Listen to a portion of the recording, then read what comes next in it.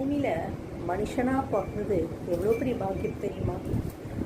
இந்த பாக்கியம் பண்ணியிருந்தால் தான் அந்த கடவுளை வேண்டிக்கிற சக்தி நமக்கு அது இருக்குது.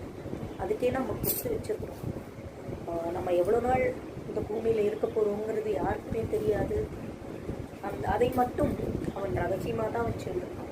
அது மட்டும் தெரிஞ்சுதான் இந்த மாதிரி இவ்வளோ சந்தோஷமாக அவங்க எதிர நான் இருந்து பேசிட்டு இருக்க முடியுமா? முடியாது தான். அப்படி இருக்கும்போது நாம் இருக்கிற இந்த கொஞ்ச காலத்தில் சந்தோஷமாக நிம்மதியாக எல்லோரையும் அன்பு பாராட்டின்ட்டு எல்லாரையும் அரவணைச்சுட்டு இருந்தாக்க எவ்வளோ நல்லது. அதை விட்டு பொறாமை, வஞ்சகம், எதிர்ப்பு இதெல்லாம் தேவையே இல்லையா? நம்ம இருக்கிற வரைக்கும் ஒருத்தரை நீ எப்படி இருக்க, நான் நல்லா இருக்கேன், சாப்பிட்டியா அப்படின்னு ஒரு வார்த்தை, வார்த்தைகள். இப்போதான் நமக்கு கம்யூனிகேஷன்லாம் எவ்வளவோ டெவலப் ஆகிருக்கு இல்லையா?